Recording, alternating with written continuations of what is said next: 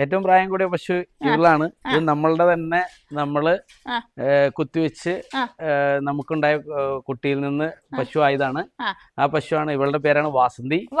അവൾക്ക് എപ്പോഴും ഈ വീടുകളിൽ നിന്ന് കിട്ടുന്ന വെള്ളം ഏറ്റവും കൂടുതൽ അവൾക്ക് എല്ലാം കൂടി കൂട്ടിക്കുഴച്ചൊരു നല്ല സമൃദ്ധമായ ഭക്ഷണം കിട്ടണം. വെള്ളം എല്ലാം കൊടുത്ത് നല്ല കൃത്യമായിട്ട് വളർത്തി വരാണെങ്കിൽ ചെന പിടിച്ചു കഴിഞ്ഞാൽ നല്ലോണം ആ പശുവിന്, തള്ള പശുവിന് കിട്ടിയ പാലിൽ കൂടുതൽ തന്നെ ആ പശുവിന് കിട്ടും. മൊത്തം നമുക്ക് ഈ പറഞ്ഞ 120 ലിറ്റർ വരും.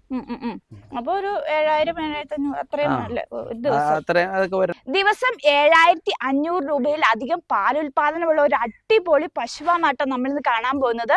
ഇത് നടത്തുന്ന 86 വയസ്സുള്ള ഒരു അപ്പച്ചനാണ്. ഇപ്പൊ ഇവിടെയുള്ള 12 പശുക്കളാണ്. ഇപ്പൊ ഞാൻ നിൽക്കുന്നത് എറണാകുളം ജില്ലയിൽ കൊച്ചി എയർപോർട്ടിനടുത്ത് നെടുവന്നൂർ എന്ന സ്ഥലത്താണ്. അപ്പൊ ഇടപ്പറമ്പി ഫാംസിന്റെ പുതിയൊരു വീഡിയോയിലേക്ക് എല്ലാവർക്കും സ്വാഗതം. അപ്പൊ വീഡിയോ എല്ലാവരും സ്കിപ്പ് ചെയ്ത് കാണാം. നമുക്ക് നേരെ വീഡിയോയിലേക്ക് പോകാം കേട്ടോ. അപ്പച്ചൻ, അപ്പച്ച നമസ്കാരം. നമസ്കാരമുണ്ട്. അപ്പച്ചന്റെ പശുക്കളെ ഒന്നും ഉണ്ടല്ലോ? പശുക്കൾ 12 എണ്ണം ഉണ്ട്. അതെ, അപ്പച്ചന് 12 പശുക്കളാണുള്ളത്. 2 പശുക്കൊയ്ത്തായിട്ടാണ് അടിപൊളി ചെയ്തിരിക്കുന്നത്. ഇതിപ്പം ഏതൊക്കെയാണ്? ചെനയുള്ള പശുക്കളാണോ അതോ കറക്കണ പശുക്കളാണോ? കറവയുള്ള പശുക്കളും ഉണ്ട്, ചെനയുള്ള പശുക്കളും ഉണ്ട്. അപ്പൊ അപ്പച്ചന്റെ പശുഫാം ഒരെണ്ണം ഇതാണ്. അപ്പുറം 2 സെക്ഷൻ ആയിട്ടാണ് ഇവിടെ പണിതിരിക്കുന്നത്. ഇവിടെ ഇപ്പം 2, 4, 5 പശുക്കളാണ് ഇവിടെ നിർത്തിയേക്കണേ. ഇവിടെ ഉള്ളത് ചെനയുള്ളതുണ്ട്, പിന്നെ അതുപോലെ തന്നെ കറവ പശുക്കളുണ്ട്. അപ്പൊ ഇവിടെ എത്രത്തോളം പാലുൽപാദനം ഉണ്ട്? 75-80 അടുത്ത് കിട്ടും. അത് കാലത്തായിരിക്കും അല്ലേ? രാവിലെ. പിന്നെ വൈകുന്നേരം ഒരു 50-55 ഓക്കെ. അപ്പൊ നമുക്കൊരു 120 ഒക്കെ കൂട്ടാം അല്ലേ? അതെ, ആവറേജ് വരുമ്പോ അത്രയൊക്കെ കൂട്ടാം അല്ലേ? പിന്നെ എങ്ങനെയാണ്? പിന്നെ പുറത്താണ് കൊടുക്കണേ? വീടുകളിലാണോ കൊടുക്കുന്നത്? വീടുകളിൽ കൊടുക്കുന്നുണ്ട്. ഈ അസുഖമൊക്കെ വന്ന കാരണത്താല് ഈ തികയാതെ വന്നു കഴിഞ്ഞാൽ അതാണ് ഈ ഡയറിയിൽ കൊടുത്തുകൊണ്ടിരുന്നത്. ഒഴിവാക്കി ആക്കണത്, അല്ലാതെ വീടുകളിലാണ് കൊടുക്കണത്.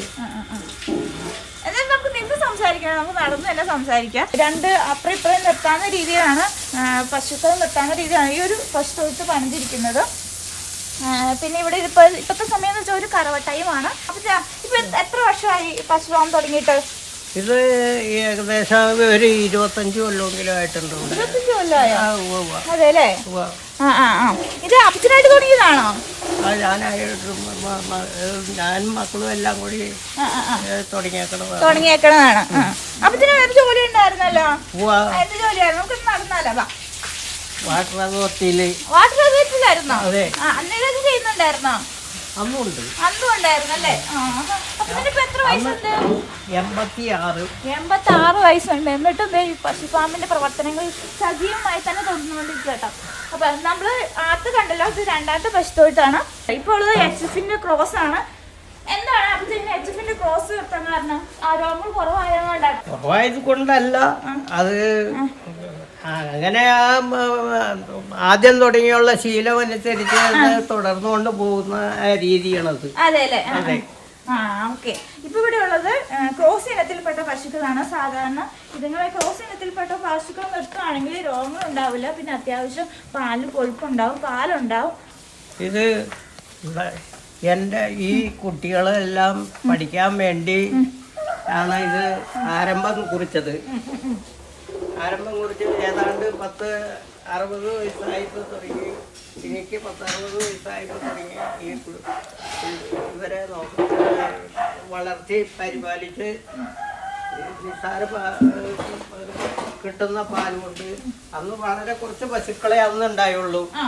ആ പശുക്കളെ ഒക്കെ നോക്കി കറന്ന് പാലൊക്കെ കൊടുത്ത് അതും കടകളിലൊക്കെയാണ് കൊടുത്തുകൊണ്ടിരുന്നത്. മക്കളെ പഠിപ്പിക്കാൻ വേണ്ടി ഉള്ള ആ ഒരു ചെലവിലേക്ക് ഈ ശമ്പളം കിട്ടുന്ന പൈസ എടുത്തു കൊടുക്കാൻ ദിവസവും ബസ്സിന് പോകാനും ഉള്ള പരിപാടിയൊക്കെ ഉള്ളതുകൊണ്ട് അതൊന്നും അല്ലായിരുന്നു. കടകളിലൊക്കെ കൊടുത്ത് ആ പൈസ മേടിച്ച് മക്കളെ സ്കൂളിലേക്ക് വിടുമ്പോ ഇപ്പൊ ഡെയിലി നമുക്ക് കിട്ടും അല്ലെ? ഡെയിലി പൈസ കിട്ടുന്നുണ്ട് മക്കൾക്ക്. അത് തന്നെ വണ്ടിക്കൂലിയും കാര്യങ്ങളും, പിന്നെ അത്യാവശ്യം അന്നത്തെ ചെലവുകൾ അല്ലെ? അന്നത്തെ ചെലവുകളും കിട്ടുന്ന ഇതുകൊണ്ടും ഒക്കെ ഉണ്ടാക്കിയ ഒരു ഭക്തിയാണ് ഇതിനോട് കൂടുതലായിട്ട് അടുപ്പിക്കാനുള്ള കാരണങ്ങൾ. അതെ അല്ലേ. എന്തായാലും അപ്പച്ചന്റെ മോനെ കണ്ടില്ലല്ലോ. അതെ ആളിതാണ്. ചേട്ടന്റെ പേര് ജോജി എന്നാണ്. അപ്പൊ ഞങ്ങൾ മൈക്ക് അങ്ങോട്ട് കൈമാറും കേട്ടോ. അപ്പൊ ഇതിൽ ഏറ്റവും പ്രായം കൂടിയ പശു ഏതാ ചേട്ടാ? ഏറ്റവും പ്രായം കൂടിയ പശു ഇവളാണ്. ഇത് നമ്മളുടെ തന്നെ നമ്മള് കുത്തിവെച്ച് നമുക്കുണ്ടായ കുട്ടിയിൽ നിന്ന് പശു ആയതാണ്. ആ പശുവാണ്. ഇവളുടെ പേരാണ് വാസന്തി. വാസന്തി പേരിട്ടിട്ടുണ്ടല്ലേ. അപ്പൊ എത്രാമത്തെ പ്രസവം വരെ ആയി? ഇതിപ്പോ 6ാമത്തെ പ്രസവമാണ് അവള്. അവളുടെ കുട്ടികൾ തന്നെ 2 പേര് ഇപ്പൊ അവിടെ അടുത്ത് ഇതിന്റെ ഉള്ളിൽ തന്നെ ചെനയായിട്ട് നിൽപ്പുണ്ട്. അവര് 3ഉം 4ഉം പ്രസവം കഴിഞ്ഞവര് ഉണ്ട്. അങ്ങനെ അത്യാവശ്യം നല്ല പാലുള്ളതാണ്. എന്തോരം കാണും? അവൾക്ക് 12 ലിറ്റർ പാല്. അത് നീണ്ട കറവയുണ്ട് താനും. നീണ്ട കറവ. അവൾക്ക് എപ്പോഴും ഈ വീടുകളിൽ നിന്ന് കിട്ടുന്ന വെള്ളം ഏറ്റവും കൂടുതൽ അവൾക്ക് എല്ലാം കൂടി കൂട്ടിക്കുഴച്ചൊരു നല്ല സമൃദ്ധമായ ഭക്ഷണം കിട്ടണം. അവൾക്ക് അത്രയും മാത്രം അവൾക്കടെ ആവശ്യം. അതാണ് ആവശ്യം. അവൾക്ക് ഇതിലൊരു പാത്രം നിറച്ചു കൊടുക്കും. നിറച്ചു കൊടുക്കും. അവൾക്ക് അത് കഴിഞ്ഞ് കഴിഞ്ഞാൽ പിന്നെ വൈകുന്നേരം നമ്മൾ ഉച്ചയാകുമ്പോൾ നമ്മൾ അഴിച്ചു വിട്ട് പുറത്തു കൊണ്ടുപോയി അഴിച്ചു വിട്ട് അവളെ തീറ്റ കൊടുത്ത് ഭക്ഷണം അവളുടെ ആവശ്യത്തിന് കഴിച്ചുകൂടെ വന്ന് നിന്നോളും. അവൾക്ക് ഏത് സമയമൊന്നുമില്ല, അങ്ങനെ കൂടുതൽ കുറവെന്നുള്ള സമയങ്ങൾ അങ്ങനെയൊന്നുമില്ല. അവളെ സംബന്ധിച്ചിടത്തോളം എപ്പോഴും ഒരേ ലെവല് തന്നെ റേഞ്ചിൽ പോകുന്ന ആ ചെന മുതിർന്ന 2 മാസം മാത്രമാണ് നമുക്ക് ഇത്തിരി അല്പം കുറവുള്ളൂ. അല്ലെങ്കിൽ മാത്രം എപ്പോഴും അവളങ്ങനെയാ. വീടുകളിലാണോ പാല് കൊടുക്കുന്നത്? നമ്മളെല്ലാ വീടുകളിലാണ് നമ്മൾ ഈ പാല് വിൽപ്പന നടത്തുന്നത്. കാരണം കൃത്യമായിട്ട് രാവിലെ 5 മണിക്ക് നമ്മൾ പാല് കൊണ്ടുപോയി എല്ലാ വീടുകളിലും കൃത്യമായിട്ട് 5 മണിക്ക് പാല് എത്തി കഴിയുമ്പോൾ എല്ലാവർക്കും കുട്ടികൾക്ക് സ്കൂളിലൊക്കെ വിടാനുള്ള സൗകര്യങ്ങളുള്ളതുകൊണ്ട് കൃത്യമായിട്ട് പാല് വീടുകളിലേക്ക് നിരത്തെത്തുന്നതാണ്. അതുകൊണ്ട് നമ്മളുടെ അടുത്ത് നിന്ന് എല്ലാവരും പാല് മേടിക്കാനും നമ്മൾക്ക് ഇത്തിരി രാത്രി ഉറക്കത്തിന്റെ ബുദ്ധിമുട്ടുകളുണ്ട്, എന്നാൽ പോലും ഈ കാര്യങ്ങൾ ഭംഗിയായിട്ട് നടക്കുന്നുണ്ട്. 65 രൂപയാണ് നമ്മളുടെ റേറ്റ്. വേറെ ഒന്നുമല്ല, നമ്മൾ കൊച്ചി എയർപോർട്ടിനടുത്താണ് ഈ ഒരു ഫാം സ്ഥിതി ചെയ്യുന്നത്. അതുകൊണ്ട് തന്നെ അത്യാവശ്യം പാലിന് ആവശ്യക്കാരുണ്ട്. മൊത്തം നമുക്ക് ഈ പറഞ്ഞ 120 ലിറ്റർ വരും. അപ്പൊ ഒരു 7,000-7,500 അതൊക്കെ വരണമെന്നുണ്ട്. ഒരു പശു ആയാലും നമ്മൾക്ക് പിടിച്ചു കേൾക്കാം, പക്ഷെ 9 പശു ആയാലും പിടിച്ചു കേൾക്കാം. കാരണം അതിന്റെ വ്യത്യാസം വെച്ചാൽ ഒരു പശു ഉണ്ടായാലും ആ ബുദ്ധിമുട്ട് തന്നെയാണ് ഈ 9 പശുവിനും. അതിന്റെ കൂടുതൽ ജോലി സമയം കൂടും, കൂടുതൽ ജോലികൾ കൂട്ടി ചെയ്യണമെന്ന് മാത്രമേ ഉള്ളൂ. അല്ലെങ്കിൽ ഇപ്പൊ നമ്മൾക്ക് ഈ പശു ഉണ്ടായി കഴിഞ്ഞാൽ നമുക്ക് ഒരു സ്ഥലത്തും പോകാനും പറ്റില്ല, ഒരു കാര്യങ്ങൾക്കും കൃത്യതയോടെ കാര്യങ്ങൾ എടുത്താൽ പശുവിന്റെ കാര്യങ്ങൾ മാത്രമായിട്ട് നമുക്ക് മുന്നോട്ട് നീങ്ങേണ്ടതായിട്ട് വരും. അപ്പൊ അതുകൊണ്ട് ഇപ്പൊ 1 പശു ആയാലും 9 പശു ആയാലും ബുദ്ധിമുട്ടൊക്കെ ഒന്ന് തന്നെ, പക്ഷെ അല്പം കൂടുതൽ ബുദ്ധിമുട്ട് കൂടുമ്പോ അതിനനുസരിച്ച് ലാഭം കൂടും. എന്നാലും നമുക്ക് വരുമാനം കിട്ടുന്നുണ്ട്. അതല്ലേ, വരുമാനം കിട്ടും. ചേട്ടാ ഈ തവണ കുളമ്പുരോഗം വന്നില്ലേ? അപ്പൊ എങ്ങനെ അത് മാനേജ് ചെയ്ത്? കുളമ്പുരോഗം വന്നതില് എല്ലാവരും മിക്കവാറും എല്ലാ പശുക്കൾക്കും വന്നതിലും ഒരു 6 പശുക്കൾക്ക് ഏറ്റവും കൂടുതൽ വന്നു. 6 പശുക്കളിൽ ഒരെണ്ണത്തിന്റെ ഇപ്പോഴും അങ്ങോട്ട് മാറി വന്നതേ ഉള്ളൂ. കുളമ്പ് പോയിട്ട് മാറി വന്നതേ ഉള്ളൂ. അതിനെ ഈ ചെളിയിലെല്ലാം നിർത്തി പുറത്തഴിച്ച് കെട്ടി ഈ പശുക്കളുടെ കൂടെ നിർത്താതെ തന്നെ അഴിച്ചു വിട്ട് ചെളിയിലെല്ലാം നിർത്തി ഭംഗിയായിട്ട് അതിനെ നോക്കി മരുന്നൊക്കെ ചെയ്തത് കാരണം നമുക്ക് വൃത്തിയായിട്ട് കിട്ടി.